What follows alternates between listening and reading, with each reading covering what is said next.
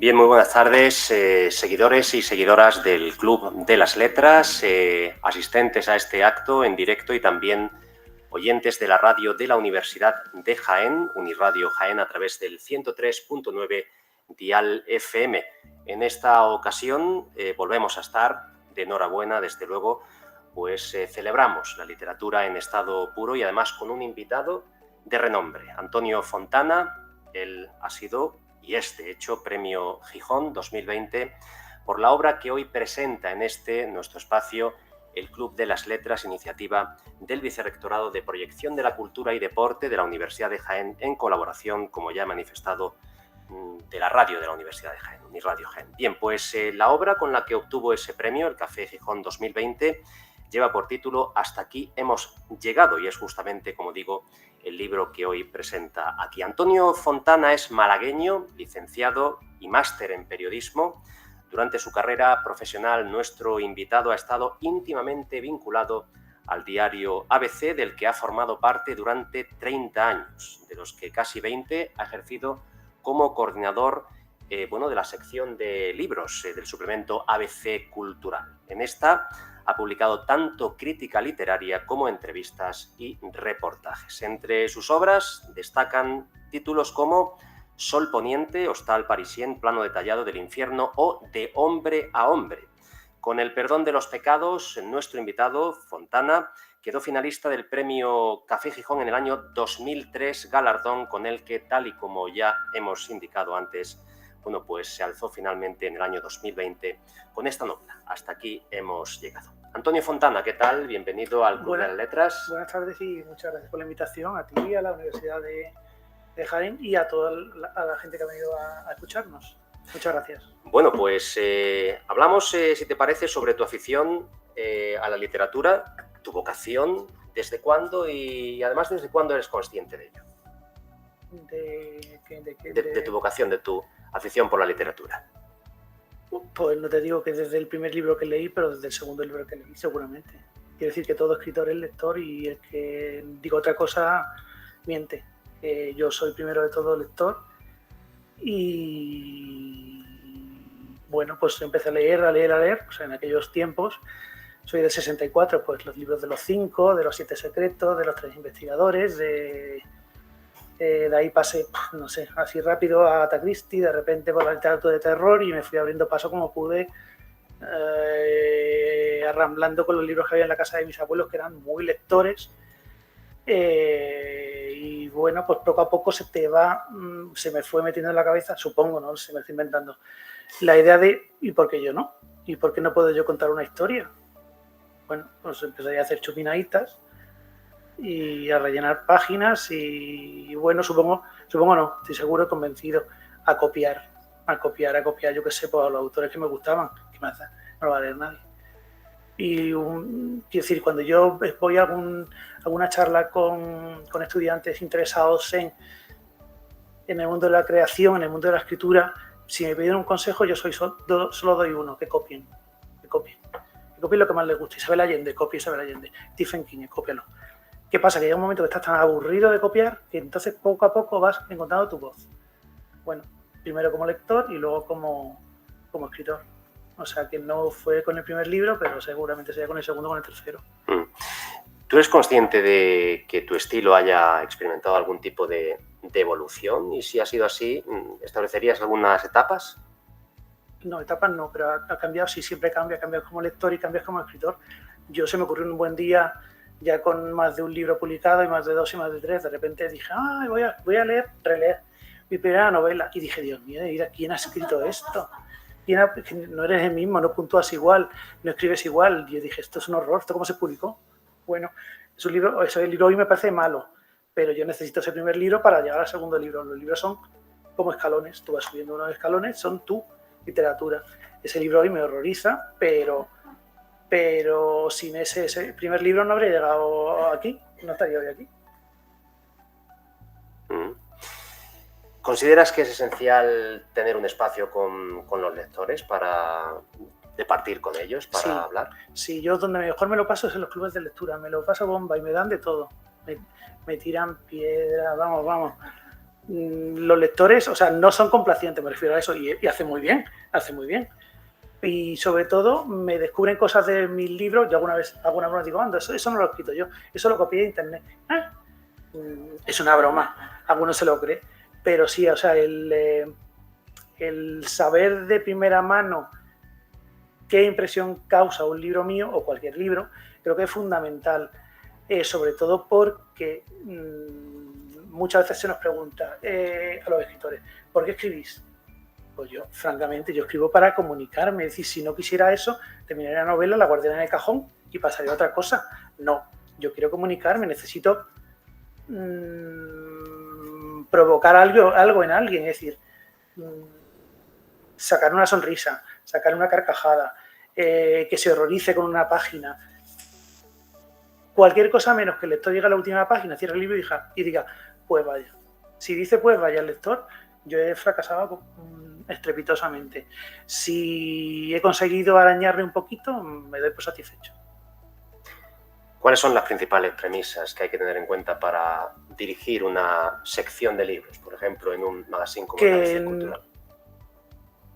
Tienes que olvidarte de tus gustos, tienes que pensar en el lector, tienes que... o sea, el volumen de recepción de libros, de música, de todo lo que va en el cajón llamado cultura, que es inmenso. O sea, lo que llega a una redacción de un suplemento es monstruoso, monstruoso. Son, y de verdad no es una broma, son como los carritos de un hipermercado, todos los días varios. Incluso hay editoriales que te mandan el mismo libro 4 veces, a ti, a ti, a ti y a mí. Yo siempre he pensado que porque si no lo veo con el ojo derecho, es para ver si lo veo con el ojo izquierdo. Está bien, es su cometido. Tienen que machacar, tienen que existir. Lo que no se ve, el libro que tú no ves no existe. Pero tú no puedes primar tus gustos. Tienes que pensar en el lector y sobre todo tienes que pensar que no conoce el lector para tú descubrírselo. O sea, yo he dado cosas que no entiendo. No las entiendo. Pero, por ejemplo, y esto es muy periodístico, le ponemos etiquetas a todo. La generación del Cronen, pumba. La generación nocilla. ¿Esto qué es? Bueno, pues hay que masticarlo, desentrañarlo y decirle al lector, existe la generación Cronen, existe la generación nocilla. Músicos que a mí no me suenan de absolutamente nada y que, bueno, contrastada la opinión de los críticos, yo ya no trabajo en ABC Cultural, punto número 1, pero hablo de ABC Cultural porque durante 20 años estaba en primera línea de fuego. Músicos que contrastada la opinión de los críticos, hemos llevado portada. Y a lo mejor yo en yo me compro el disco y a lo mejor en una primera audición digo, y luego me ha encantado. Es decir, la cultura es educación, la comida es educación, todo es educación. Bueno, pues hay que descubrir a los lectores lo que no saben que existe, quizás tampoco tú, y hay que tener en cuenta las novedades que vienen. Y hay que tener en cuenta que los libros de los grandes grupos no pueden dejar a oscuras los libros de pequeñas editoriales, hay alguna que otra ocasión las autoediciones, aunque sea un suplemento literario, tienes que atender al bestseller, es decir, tienes que... yo a veces lo comparo con Nacho Cano, cuando en Mecano tocaba 2 teclados, pues tú tocas 7 teclados. Y bueno, es muy complicado, complicadísimo. Tienes que estar constantemente en contacto con el crítico, porque a lo mejor tú valoras un libro, pero el crítico te dice que mejor tienes que darle más espacio porque el libro es más importante. A veces hay que darle mucho espacio a libros malos, porque masticar, digerir una crítica mala, yo creo que necesita más argumentación que dar a conocer un libro bueno. Es como trabajar en el trapecio, pero sin red. Complicado. Al hilo de lo que comentas, no sé si hay formación específica en prensa literaria, en los estudios de periodismo. Bueno, es que yo estudié en la prehistoria, yo no sé ahora por dónde van los estudios de periodismo. A mí me pareció una carrera, madre mía, que espero que le hayan dado una vueltecita y 2 vueltecitas, pero específicamente, es que no hay nada específico. En mis tiempos no había un periodismo especializado. Tú llegabas a una redacción de lo que fuera, radio, televisión, periódicos, y yo he hecho desde información internacional hasta todo trabajando de noche, todo, hasta economía, deportes. Yo deporte, Dios mío, mi vida. Y luego hice información gráfica porque, por ejemplo, lo menos en el diario ABC hay páginas que son de lo que hoy se llama fotonoticias. Eso también hay quien lo hace, quien suda tinta para hacer esas cosas. De ahí pasé a información regional, haciendo la edición de Andalucía, trabajando con periodistas de aquí, de Jaén, por ejemplo, de Granada y luego aterricé en ABC Cultural para hacer información de música. Y yo decía, Dios mío, de mi vida. Pero, a ver, a mí lo que me tiraba la literatura, entonces, bueno, yo fui haciendo como las gordas en misa, dar culadas hasta llegar a donde me interesaba. Claro, a ver, yo música ni con un peine y una servilleta. Yo tenía que hacer lo que creo que sabía. Claro, y una vez allí, yo ya entré con novela publicada. La verdad es que yo no entré con primera novela publicada. Y eso sí que fue como asomarte a una terraza de la que ves un paisaje maravilloso y pues yo tuve acceso a cualquier escritor que yo quisiera. Es decir, escritores que, para entrevistarlo me refiero, desde escritores a los que había que entrevistar porque eran novedad absoluta, hasta escritores que sin ser novedad merecían un espacio en un suplemento como ABC Cultural, que por cierto cumple ahora 30 años, que ya es difícil. Entonces yo estaba ahí como pez en el agua, entrevistando y haciendo de mangas capirotes con profesionalidad. Todo hay que decirlo, a ver, no soy un loco. Aunque si me tenían que parar los primeros paraban, pero proponiendo cosas como cuando se publicó la primera parte de 50 sombras de Grey y yo había oído cosas de prensa extranjera de lo que iba al libro. Yo cuando se publica en España pido a prensa, a la jefa de prensa, oye, por favor, mándame esto. Y un viaje a Barcelona, fui leyendo el libro a carcajada limpia, ja. Iba a un máster, haciendo hora para... Yo, ja. Y cuando yo tomo notas es porque puedo rascarle mucho al asunto. Y entonces cuando yo llegué el lunes del viaje que era a Barcelona a un máster, le dije a mi jefa, oye, este libro hay que hacerlo. Y claro, cuando leyó la crítica, que era, a ver, no, vamos a decirlo, era una mala crítica, pero con fundamento. Y dice, pero yo creía que me has dicho que le iba a poner bien. Digo, no, es que esto te lo están vendiendo como literatura erótica, es cualquier cosa, sobre todo una comedia. Entonces hay que decirle al lector, oiga, si quiere literatura erótica, lea a Luis G. Martín. Si quiere literatura erótica, lea a Abilio Estevez. Pero esto es otra cosa. Entonces, eso me ha permitido, cuando digo hacer de mangas capirotes, es con un sentido y con un fundamento. No el de Antonio Fontana como escritor, sino el de Antonio Fontana como lector y como persona que ha ido, pues los años suman, vas teniendo más experiencia, sabes mejor dónde te mueves y la sección de libros no estaba en manos de un loco. Y sobre todo que no tenían que primar mis gustos, porque si priman mis gustos pues estaríamos dando todo el día, yo qué sé, Stephen King, Javier María, una cosa rara. Pues no, hay que dar espacio a mucha más gente. Entonces, siempre con el lector en la cabeza, siempre teniendo en cuenta que el lector es un lector de periódico, que aunque también lo sean catedráticos, gente de universidad, el lector también es mi madre y el lector también es mi padre. Entonces tienes que tener todo eso en cuenta para llegar a cuanta más gente mejor, masticándolo mucho los temas que sean música, arte, teatro, videojuegos, todo lo que cabe en el contenedor de cultura. Autor, crítico literario, evidentemente lector. ¿Te ha traído alguna vez la profesión de editor o proyectas para un futuro? No. Eso es una guerra demasiado... no. Nada más, lo podía pensar un minuto y al minuto siguiente se me ha ido de la cabeza. No. Lo que pasa es que hay gente muy valiente que junto a editoriales enormes como los Anagrama, como los grandes grupos ahora por literatura Random House, el grupo Planeta, todos estos mastodontes, todos estos dinosaurios, de repente hay gente, generalmente unas personas, 2 personas, 3 como mucho, que se han batido el cobre para crear editoriales muy pequeñitas Nórdica, Sexto Piso, Periférica, bueno, todas las de grupo Impedimenta, todas las de grupo Contexto, que al cabo de muy poquitos años, no llegó a 7 yo creo, fueron Premio Nacional de Edición, chapo por ellos.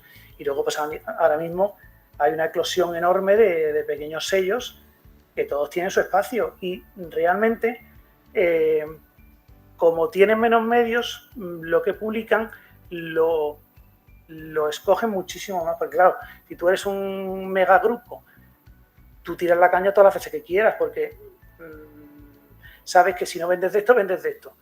Pero si tú eres una editorial que empieza y termina en ti mismo con tu dinerito del banco, tienes que tener un olfato tremendo. Y ahí está Libros del Asteroide, que para mi gusto es un pedazo de editorial fabuloso. O, no sé, Dilatando Mentes, o no sé, es que hay tantísimos sellos que yo antes lo tenía todo en la cabeza, ya no. Pero no, yo no me metería en el mundo de la edición. Hombre, como asesor sí. Como lector sí me gustaría. No sé, que te pase el libro, si te haces un informe y luego tú como editora decides. Eso sí me gustaría, pero yo dar la cara ahí no. Te voy a plantear una última pregunta antes de pasar a hablar sobre el libro. Hasta aquí hemos llegado. Antes de pisar la tierra y también subir al cielo, porque has escrito sobre el infierno y ahí hay un título, ¿verdad? Plano detallado del infierno. ¿Cómo es ese plano? ¿Cómo es ese infierno? Pues el infierno, el infierno en el que yo creo no tiene llamas ni un señor con cuernos y un tridente, no está en la casa de al lado o en nuestra propia casa.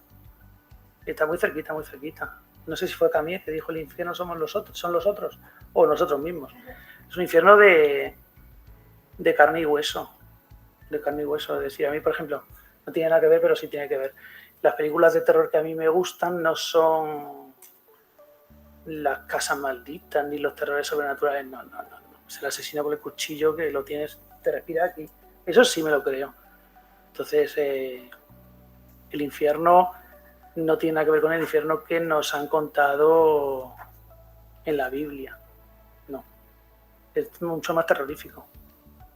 Y esa novela, que está escrita en 3 partes, son 3 maneras de ver el infierno muy de cerca, muy de cerca.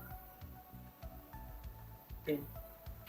19 horas, 19 minutos en directo a través de la radio de la Universidad de Jaén, el Club de las Letras, iniciativa del Vicerrectorado de Proyección de la Cultura y Deporte de nuestra universidad en colaboración con la radio universitaria, Unirradio Jaén. Antonio Fontana presentando Hasta aquí hemos llegado y precisamente vamos ya con el libro y voy a pasar con tu permiso, Antonio, a leer uno de los extractos, la página 25, en concreto Las sonrisas, ¿verdad? Esta obra coral. Escribe así Antonio Fontana. A pesar de mi dolor de espalda, de mis 141 kilos de peso y de mi dentadura postiza que no ajusta bien, posé con cara de felicidad junto al cartel de Peña Hincada, residencia exclusiva. Al ver la foto, alguien que no me conociera me confundiría con una turista. Me lo han dicho siempre, tengo pinta de alemana, de nórdica, de por ahí, extranjera, misteriosa, gorda. Lo de gorda, en fin, lo de extranjera, vaya.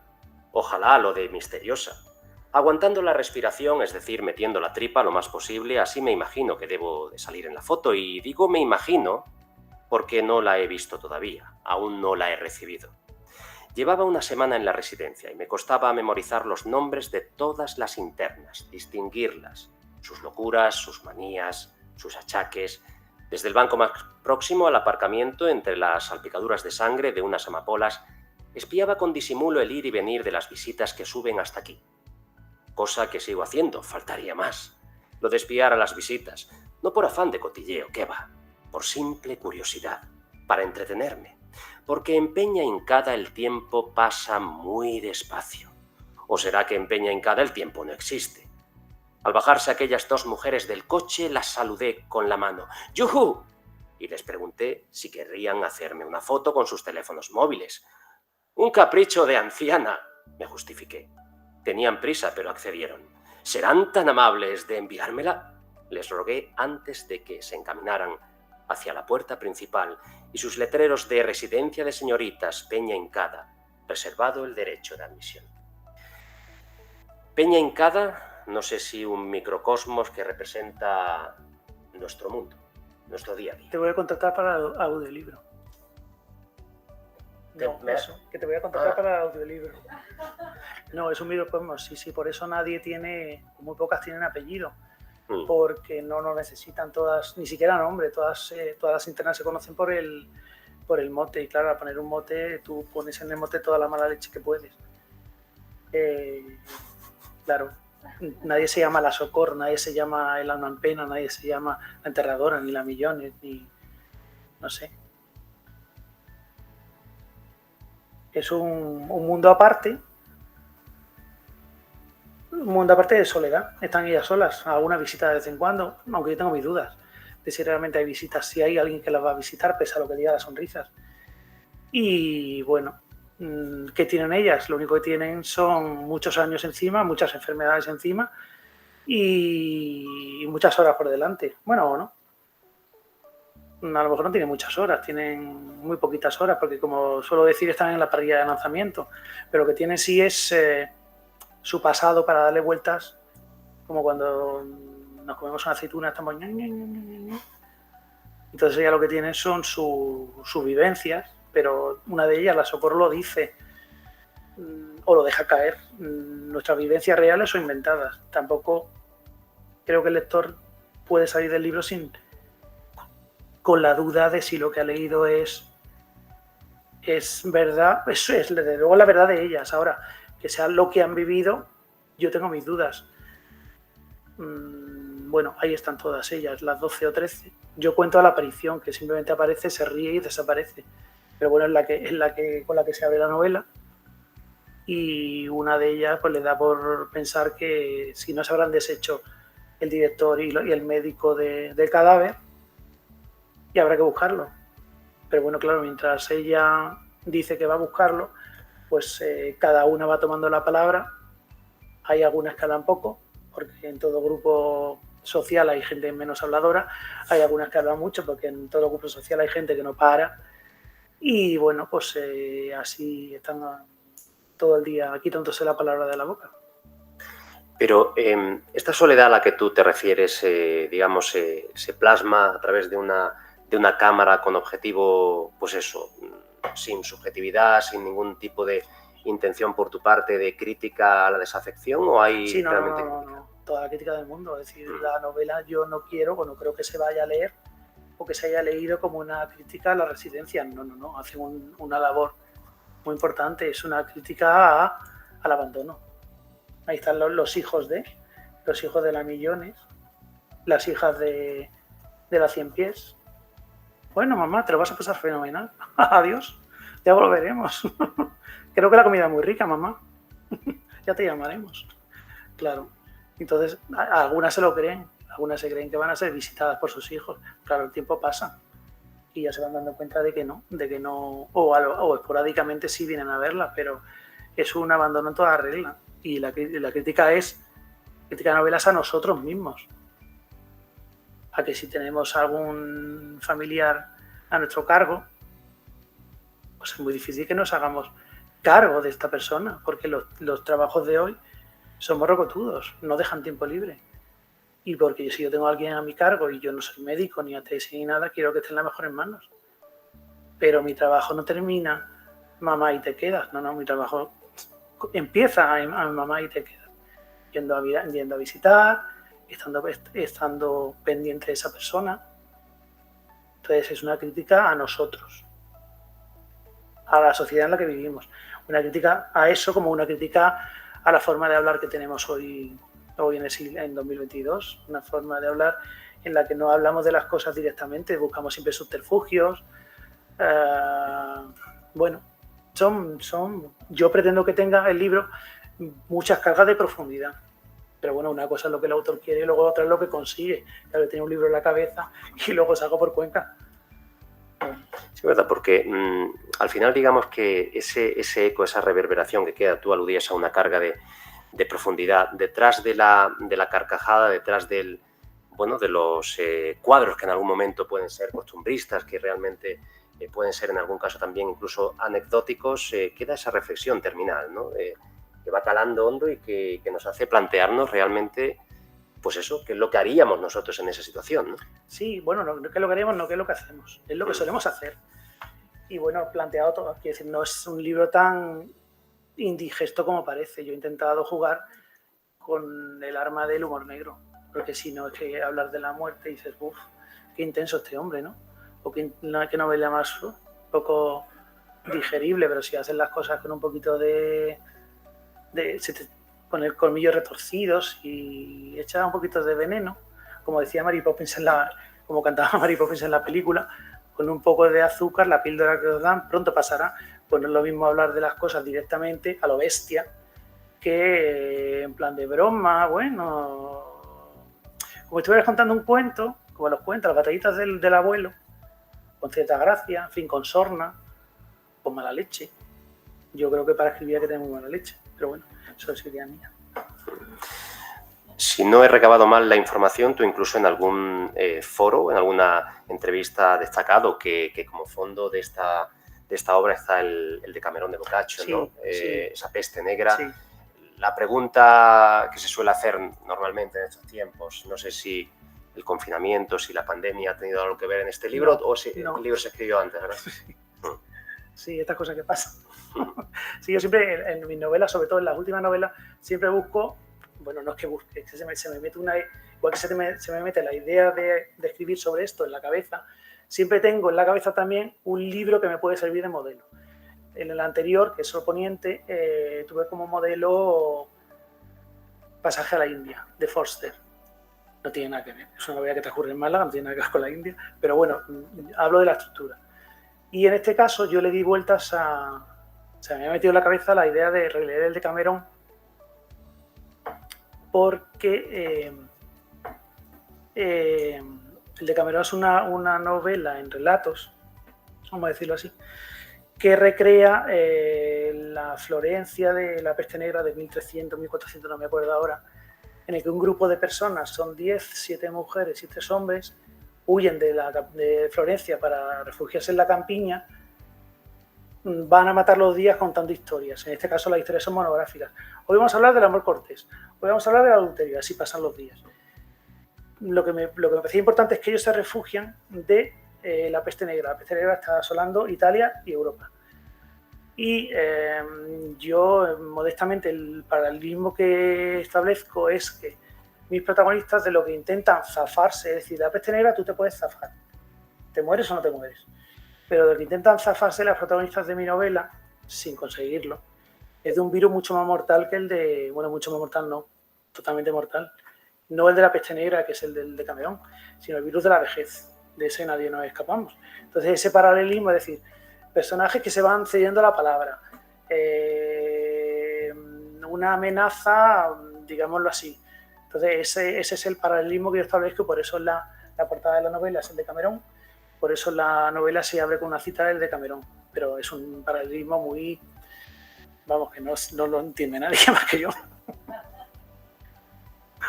¿Por qué Antonio, esta reflexión? Justamente en el año 2020 hablas sobre la vejez.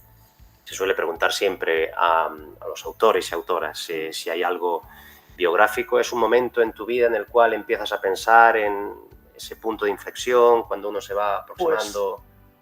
Pues, una razón no la hay, o sea, sí hay una razón, pero no es, la razón que te voy a dar no es la razón. Y yo tuve una de mis abuelas en residencia. A mí meterla en una residencia me parecía llevarla al infierno, pero al de las llamas y el señor con cuernos y tridente. Y luego me fui dando cuenta de que no, de que son necesarias. Y bueno, yo la visitaba y la visitaba a diario, si estaba en Málaga, en vacaciones, y poco a poco ese paisaje fue calando y bueno, tú ves cómo pues hay unas personas muy deterioradas, hay otras personas que llegan con 2 dedos de frente y de repente tienen un solo dedo de frente y de repente ya no tienen ningún dedo de frente, se van despegando de la realidad.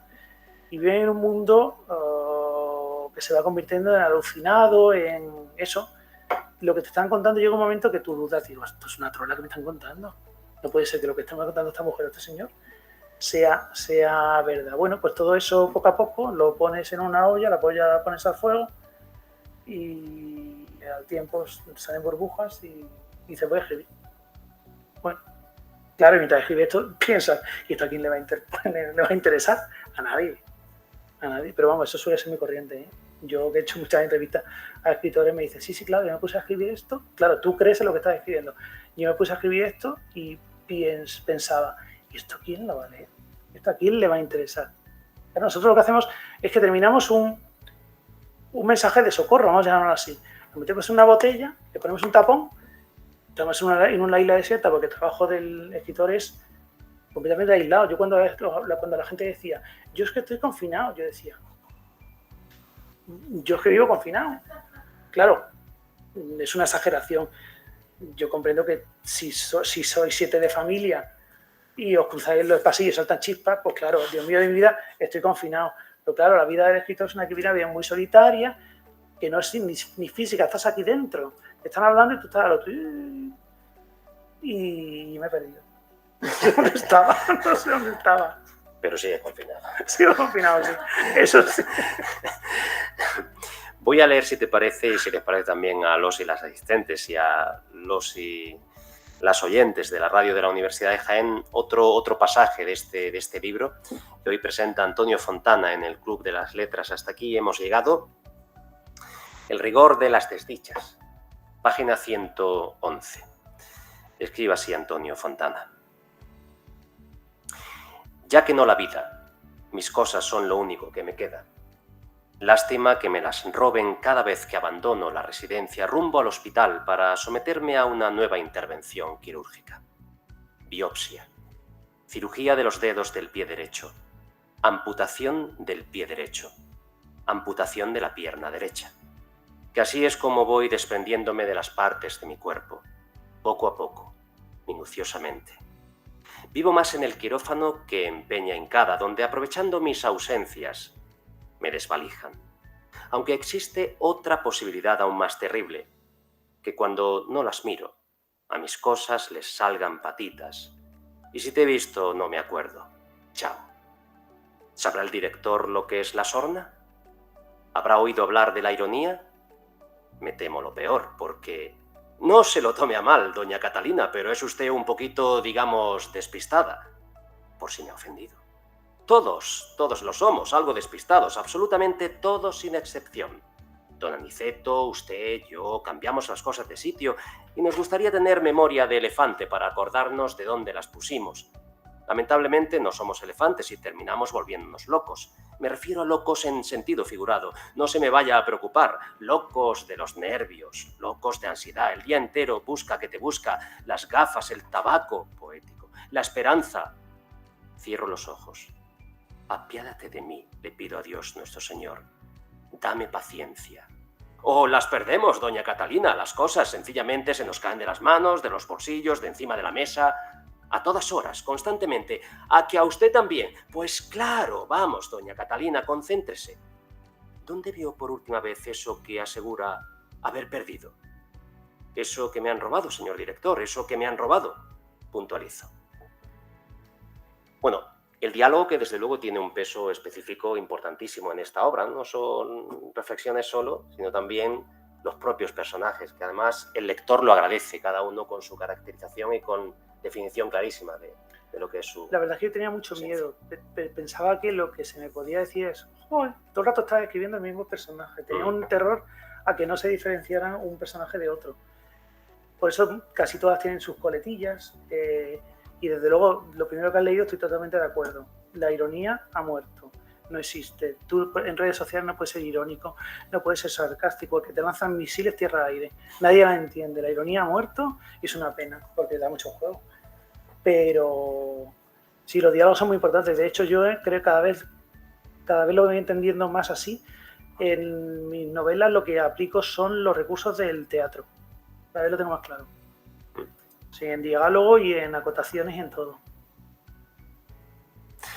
¿Qué peso tienen los hombres en esta obra? Es que nos merecemos. Es que nos merecemos. Ten en cuenta que son mujeres de otra generación. Son mujeres de 80, de 90, de 100 años. Son mujeres, todas podrían ser mi abuela. todas. De hecho, todas tienen un poco o mucho de mi abuela, de la que más tiempo vivió, con la que yo me eduqué más y a la que más traté mucho más, que terminó una residencia. Y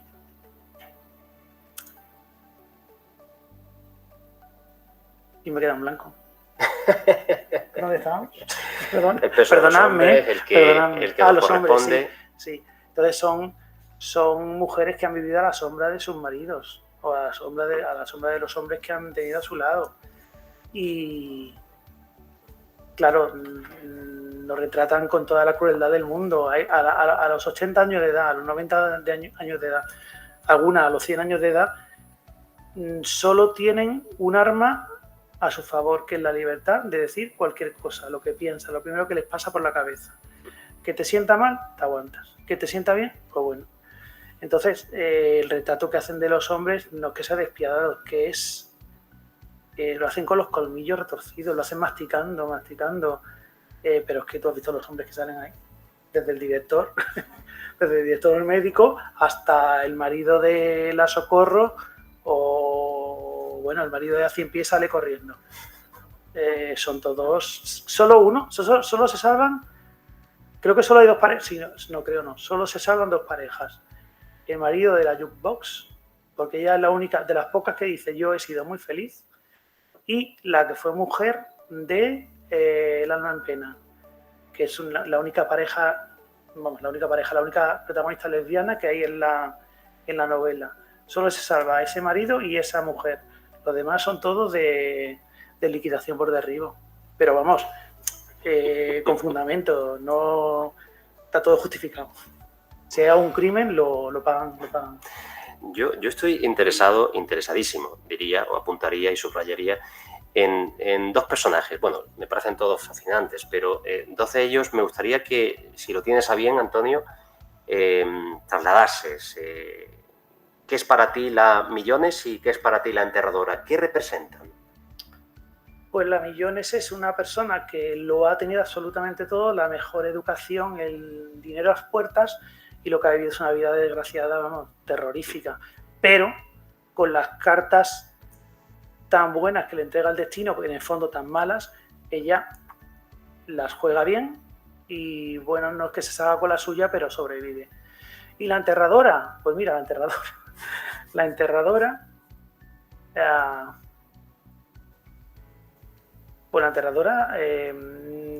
no es que ocurriera de verdad, pero es una anécdota que me contaron. Una persona de mi familia, mujer, iba a ver a la residencia en la que estaba su tía abuela, pues la iba a ver.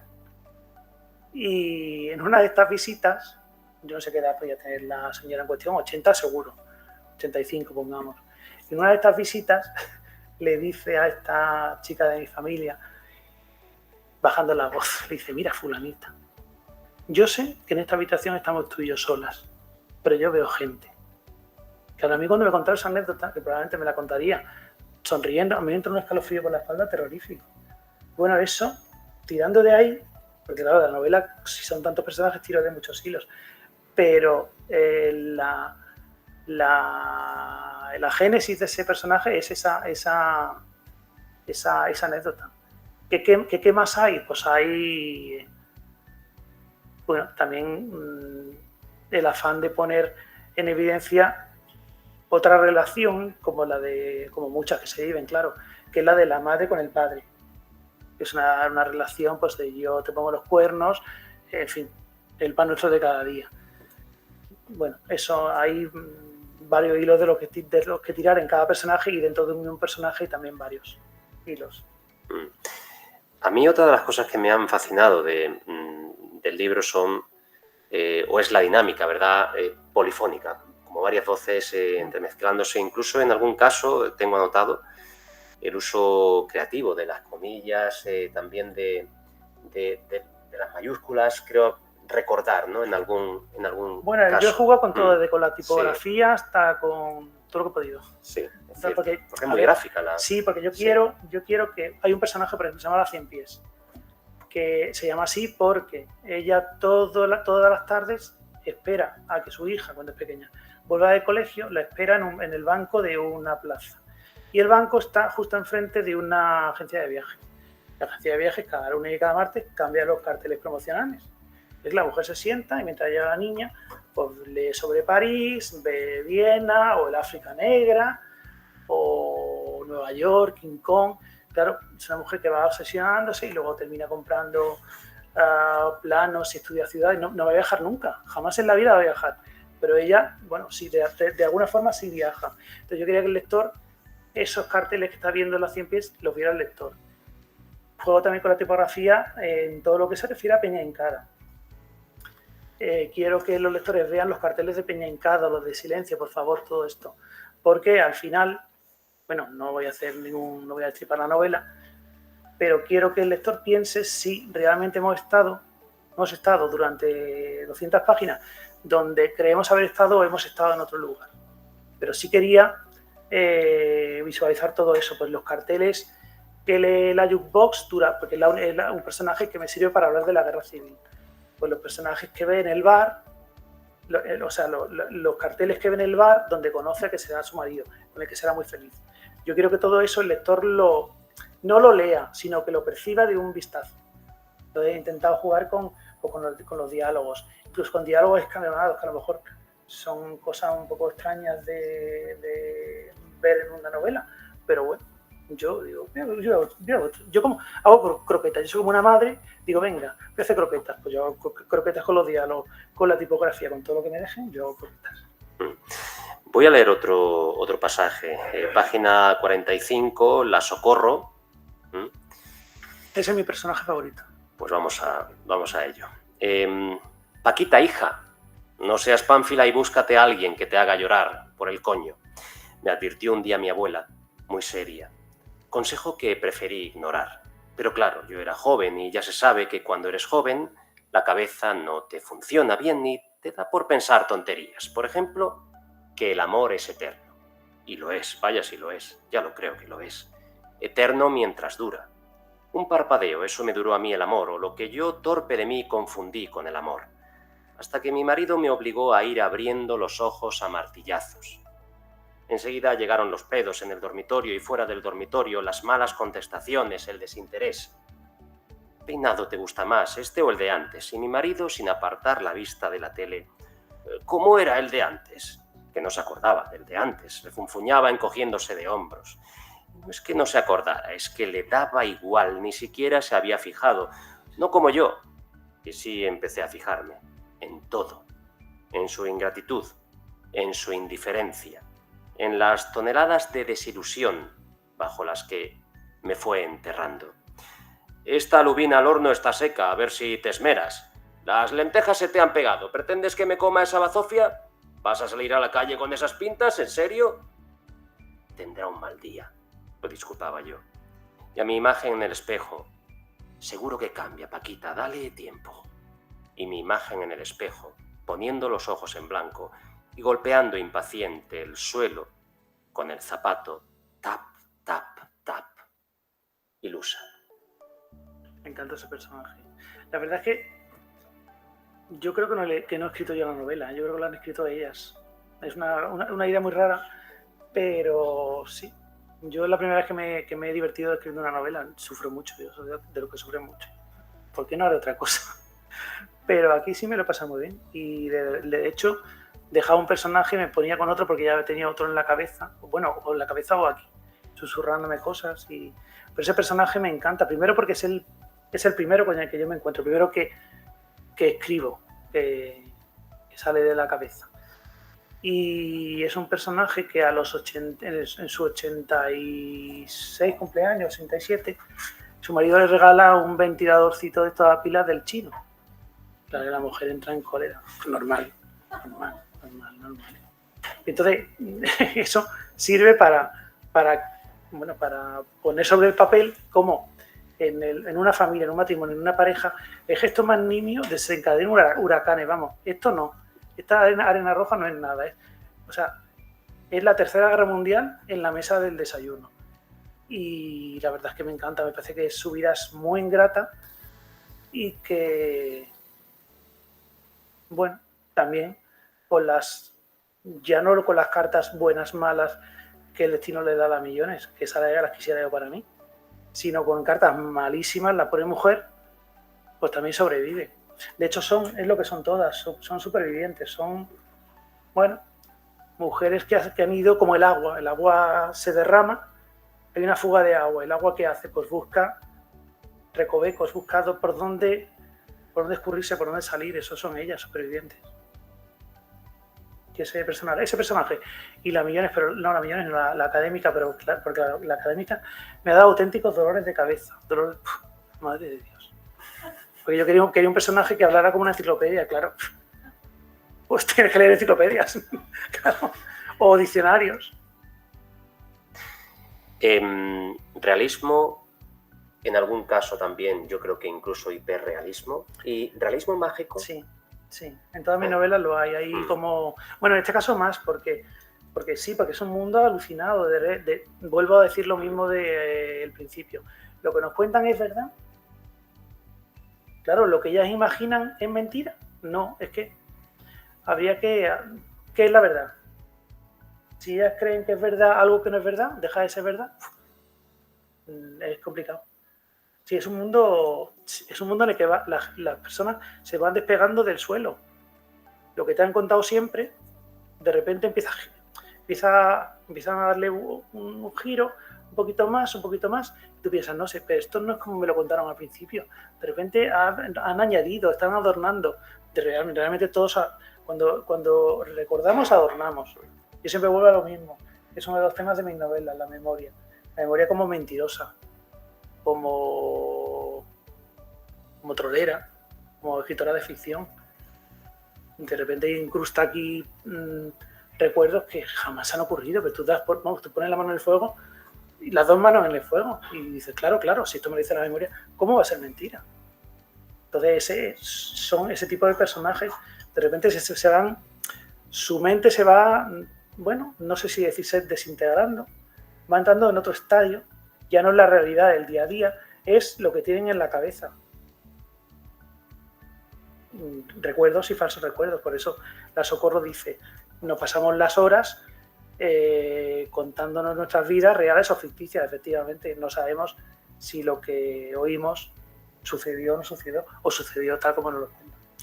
Y llega incluso la estructura coral, casi a modo de estribillo, las diferentes piezas que se van entrecruzando, se van barajando, llega un momento en el que incluso el lector se mete en un laberinto, ¿no? Ya no es que no distinga a los personajes, porque claramente se delimitan, pero sí es cierto que llega un momento, como tú dices, en el que un personaje dice una cosa al principio, pero cuando vuelve a recuperarse ese personaje parece que nos está mintiendo, ¿no? Sí. Lo que pasa es que eso lo hago yo mucho en las novelas, es decir, contar una cosa al principio y volver a contarlo al final. Cuando he leído la novela, el lector se da cuenta de que todo no era exactamente como se contó al principio. Es decir, ha habido, vamos a decirlo, morcillas, ha habido añadidos que, claro, no es que haya mentido al principio, pero ha ido enriqueciendo la información y lo que tú lees al final no es justo lo que has leído al principio. Es una novela muy de voces y en eso sí sigo modelo de un escritor que me encanta, Antonio Lobo Antunes, que me parece, vamos, un fuera de serie.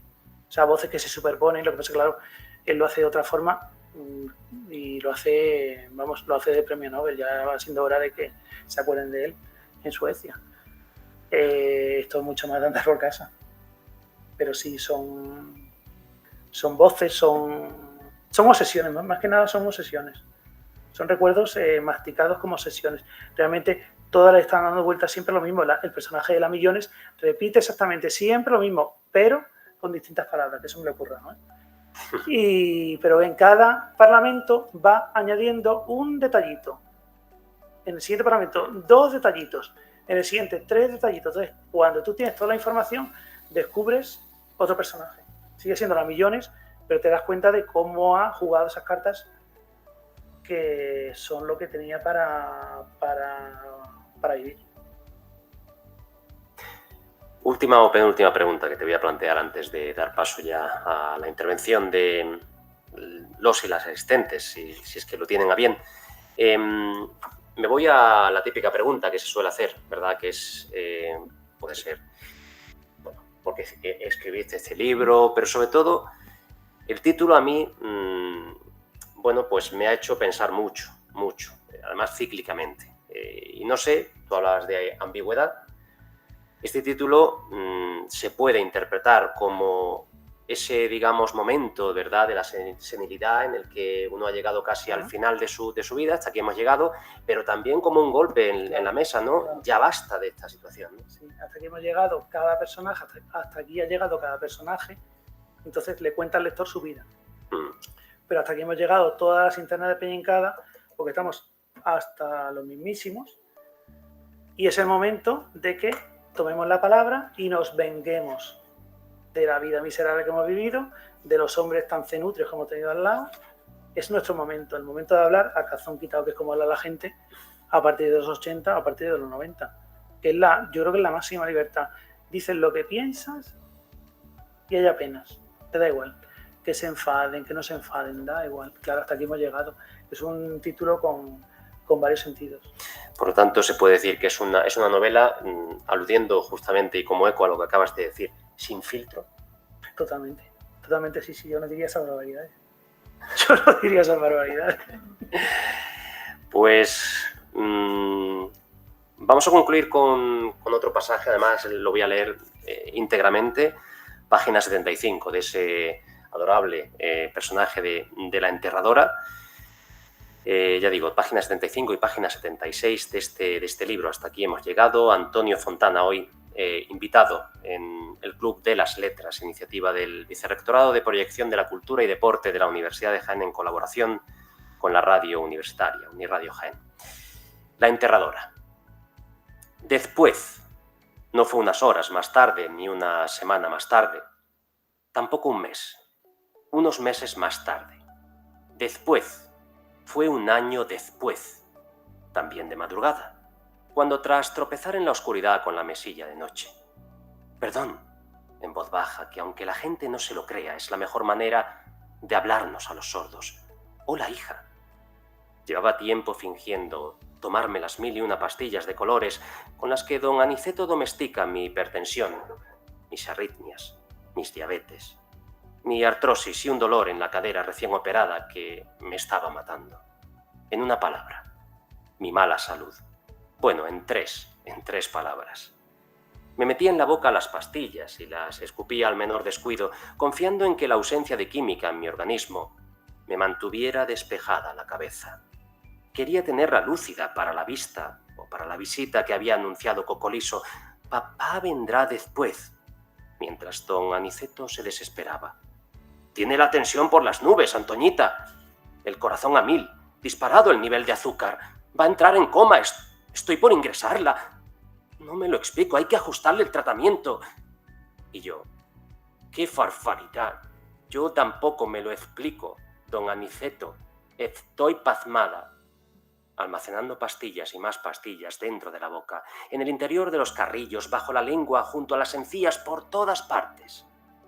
Como si fueran pipas, y yo, un hámster. Para asombro de don Aniceto, que pese a la gravedad de mis achaques me veía cada vez más gorda de cara. Es usted un caso clínico, Antoñita. Un caso digno de estudio.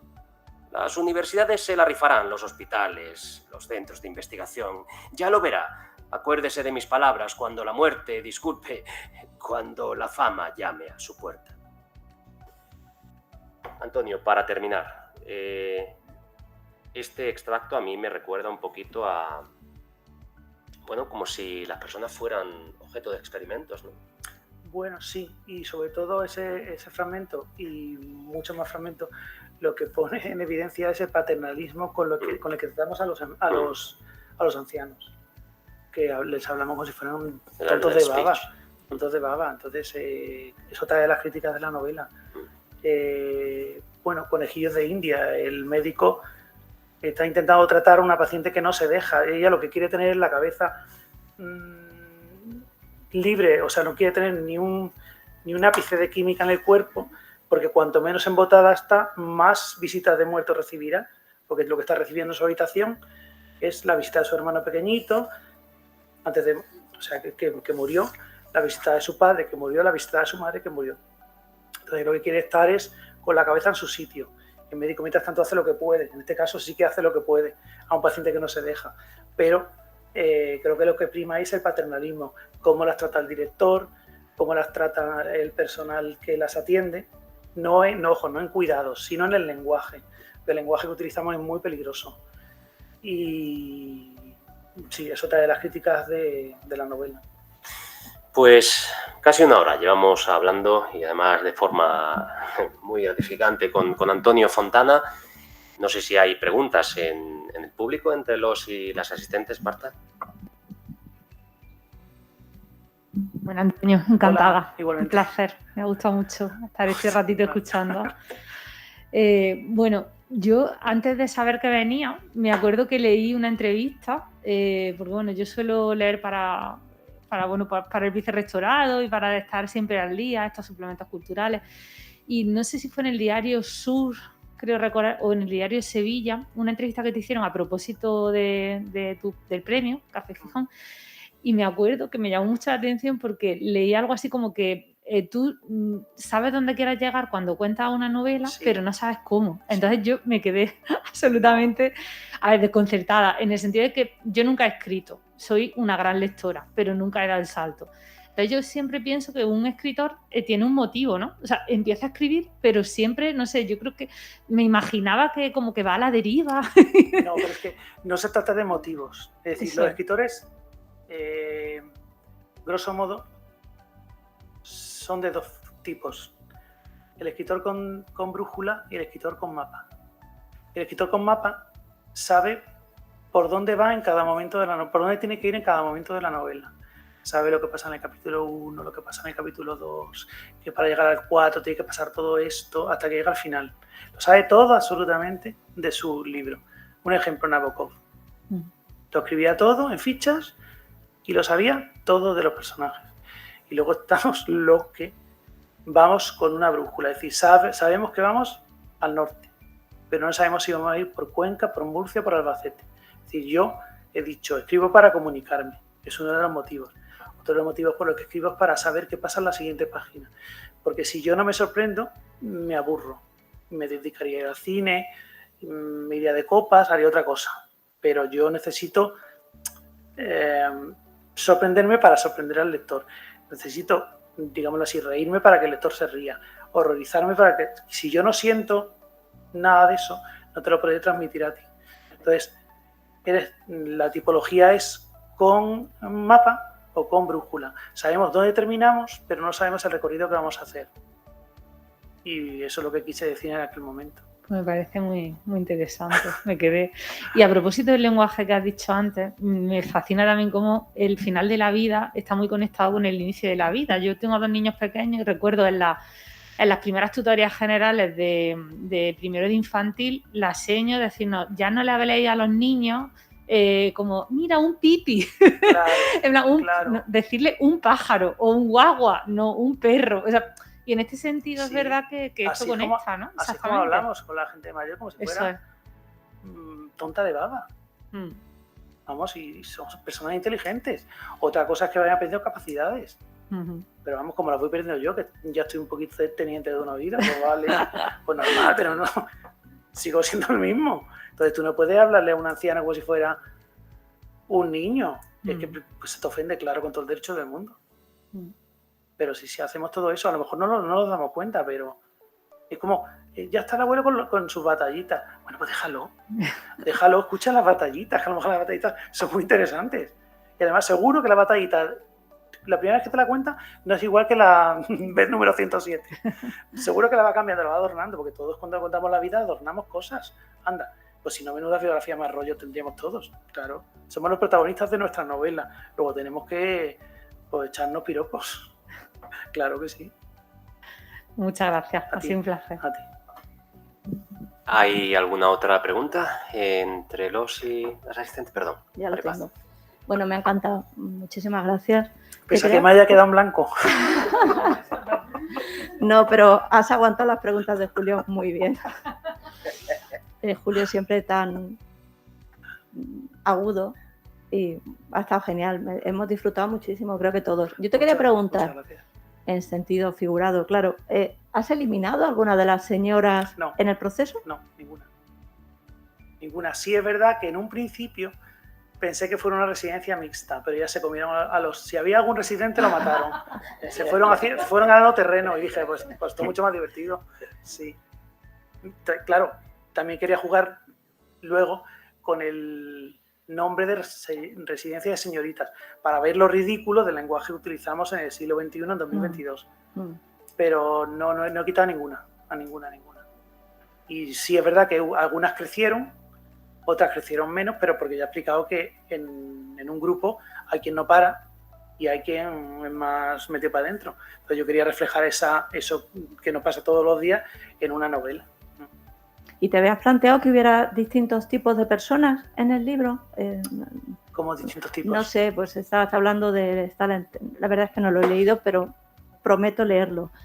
Pero son personas muy, muy distintas, ¿no? Sí, está la académica, sí. La enterradora... Yo empecé con dos ideas. Sí. Yo quería un personaje con el que ha empezado Julio, con la sonrisa, quería un personaje cuyo afán en la vida fuera salir en las fotos de los demás.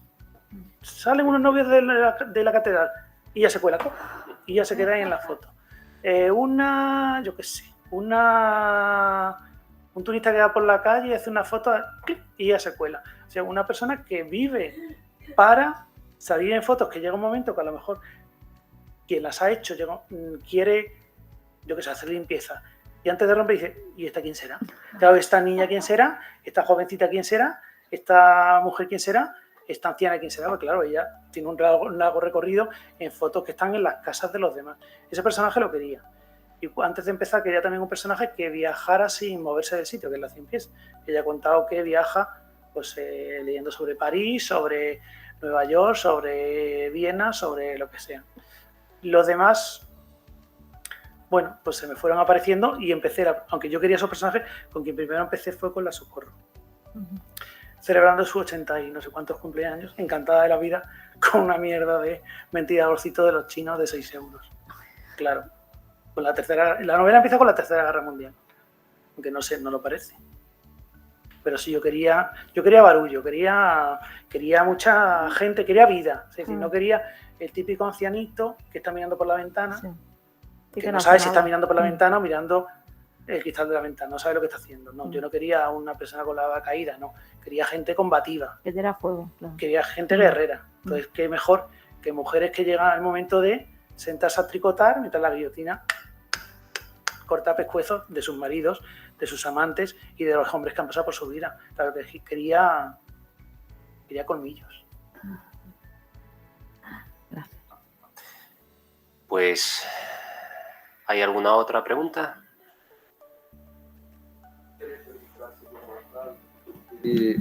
Ele añadió aquí que es a mis protagonistas que tienen entre los 80 y los 100 años. La vida las ha hecho feministas sin saberlo. Sí, son feministas, pero no han tenido ni un minuto para pararse a pensar qué soy yo. Yo mujer, ¿qué soy? No han tenido tiempo. Tenían que sobrevivir como fuera. Entonces, realmente sí son feministas. Probablemente son feministas, sin saberlo, que han abierto camino a las feministas de hoy. Pero estaban ocupadas en qué? En manejar 4 o 5 cartas muy malas, en sobrevivir y en, pues una en colarse en la foto de los demás, mientras para poder vivir se prostituía, porque no tenía más remedio.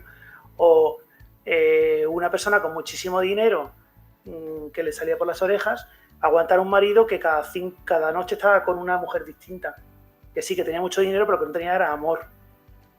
¿Cómo puede esa mujer salir adelante? Bueno, pues ella se busca las vueltas para triunfar de alguna manera. Entonces sí, son feministas, pero no han tenido ni un instante de pararse a, bueno, ¿qué estoy haciendo? ¿Qué soy yo? No sé si decir que es que es muy pedante, pero son prefeministas. Dicho con toda la modestia del mundo, ojo, ¿eh? Yo no me enarbolo en la bandera de nada. Pues el micrófono está a disposición de cualquiera que quiera intervenir o plantear una pregunta a nuestro invitado.